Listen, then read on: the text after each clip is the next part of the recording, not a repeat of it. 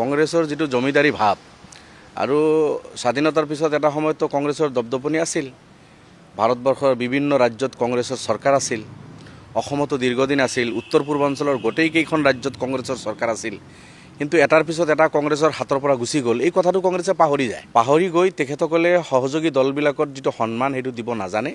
আমি 2021ত দেখিছোঁ আমি 16জন বিধায়ক থকা এটা দলক 15খন আসন দিছিল কংগ্ৰেছে। কিন্তু অখিল গগৈতো মানি নলয়। অখিল গগৈতো আপোনাৰ হেমন্ত বিশ্বৰ বন্ধু। তেখেতক যে আসন দিলে মানি ল'ব নেকি? আমি যোৱা বছৰ কংগ্ৰেছ আৰু UDFে মিলি যোৱা বছৰ বিজেপিক উফৰাম বুলি 16জন বিধায়ক থকা দলক 15খন আসন দিছিল। সেইখিনি আমি মানি লৈছিলোঁ আৰু 5টা আসনত আমি ফ্ৰেণ্ডলি ইলেকশ্যন খেলিছিলোঁ। কিন্তু কংগ্ৰেছৰ মন নাই চিট আসন এৰিবলৈ। লাগিলে 26ত চৰকাৰ নহকে কংগ্ৰেছৰ যেটো ধাৰণা আমি দেখিছোঁ, আমি চিন্তিত হৈছোঁ। আমি ভাবিছিলোঁ বিজেপিৰ যেটো সাম্প্ৰদায়িক মনোভাৱ, সাম্প্ৰদায়িক বিষভাৱ বিয়পাই অসমৰ যেটো বাতাবৰণ কলুষিত কৰিছে, বিজেপিক উফৰাব লাগে, এইটো আমি বিচাৰি আছোঁ। মই ভাবোঁ এইটো গৌৰৱ গগৈৰ এই বক্তব্যৰ ৰিপ্লাইটো অখিল গগৈ আৰু লুৰিণজ্যোতি গগৈ ভালদৰে দিব পাৰিব। তেখেতসকলে বা কি কয়। আমি যিহেতু এই গঠবন্ধনত নায়েই, আমি একলা চলো নীতিৰে আগবাঢ়ি আছোঁ আৰু 30ৰ পৰা 35খন আসনত নিৰ্বাচন খেলাৰ পূৰ্ণদমে প্ৰস্তুতি লৈছোঁ। আমাৰ মাননীয় সভাপতি অসমত আছে, বিভিন্ন জাগাত গৈ আছে। দলীয় কাৰ্যকৰ্তাসকলে আমাৰ বুথ লেভেলত গৈ কাম কৰি আছে। আমিও চবে কাম কৰি আছোঁ আৰু আমি যিখিনি আসনত নিৰ্বাচন খেলিম এইখিনিৰ খবৰে ক'ব পাৰিম।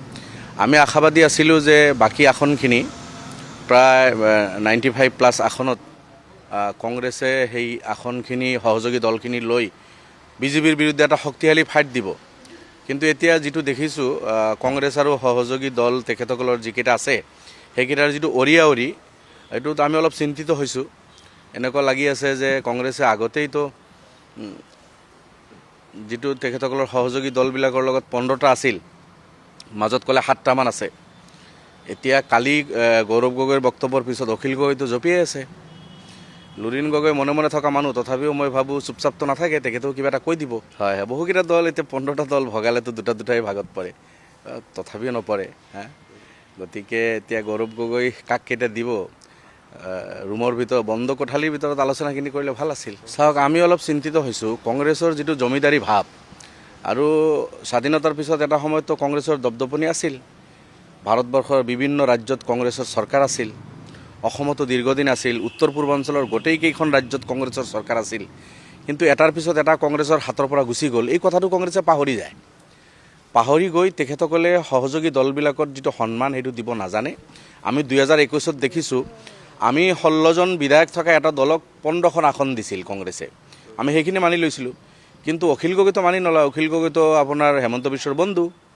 তেখেতক যে আসন দিলে মানি ল'ব নেকি? আমি যোৱা বছৰ কংগ্ৰেছ আৰু UDFে মিলি যোৱা বছৰ বিজেপিক উফৰাম বুলি 16জন বিধায়ক থকা দলক 15খন আসন দিছিল। সেইখিনি আমি মানি লৈছিলোঁ আৰু 5টা আসনত আমি ফ্ৰেণ্ডলি ইলেকশ্যন খেলিছিলোঁ। কিন্তু অখিল গগৈতো এইটো নকৰে। অখিল গগৈ লাগিব 50, 60, 70খন আসন। ক'ত আৰু অখিল গগৈ সেই কথা বাৰ্তাবিলাক মানিব? কিন্তু কংগ্ৰেছৰ মন নাই চিট আসন এৰিবলৈ। লাগিলে 26ত চৰকাৰ নহকে কংগ্ৰেছৰ যেটো ধাৰণা আমি দেখিছোঁ, আমি চিন্তিত হৈছোঁ। আমি ভাবিছিলোঁ বিজেপিৰ যেটো সাম্প্ৰদায়িক মনোভাৱ, সাম্প্ৰদায়িক বিষভাৱ বিয়পাই অসমৰ যেটো বাতাবৰণ কলুষিত কৰিছে, বিজেপিক উফৰাব লাগে, এইটো আমি বিচাৰি আছোঁ। কিন্তু কংগ্ৰেছৰ কথা বাৰ্তা আৰু কাম কাজত আমি অলপ চিন্তিত হৈছোঁ যে কংগ্ৰেছ এতিয়া আমাৰ লগততো বুজাবুজি নকৰে বা আমিও নকৰোঁ কংগ্ৰেছৰ লগত, এই কথাটো স্পষ্ট হৈছে। এতিয়া এনেকুৱা লাগিছে হয়তো লুৰিণ গগৈ বা অখিল গগৈৰ লগতো হয় কিনা নাই, এইটো এটা বিষয় আমাক চিন্তিত কৰিছে। তেখেতসকলে এটলিষ্ট একেলগে মিলিজুলি আপাৰ আছাম, উত্তৰ বেল্ট, BTAD আৰু পাহাৰত নিৰ্বাচনটো ভালদৰে খেলি বিজেপিৰ হাতৰ পৰা 40-50খন মান আসন কাঢ়ি আনিলেহে চৰকাৰ কৰা সম্ভৱ হ'ব। আমি 20-25খন আসন আনিলে সেই 20-25খন দিতো নহয়। কংগ্ৰেছে আপাৰ আছাম, উত্তৰ বেল্ট, BTAD, কাৰ্বি আংলং, ডিমা হাছাও, বৰাক বেলিৰ পৰা কমচে কম 40খন আসন সহযোগী দলকেইটালৈ আনিব লাগিছিল। সেইখিনি যদি নোৱাৰে তেতিয়াহ'লেতো বৰ চিন্তাৰ বিষয়।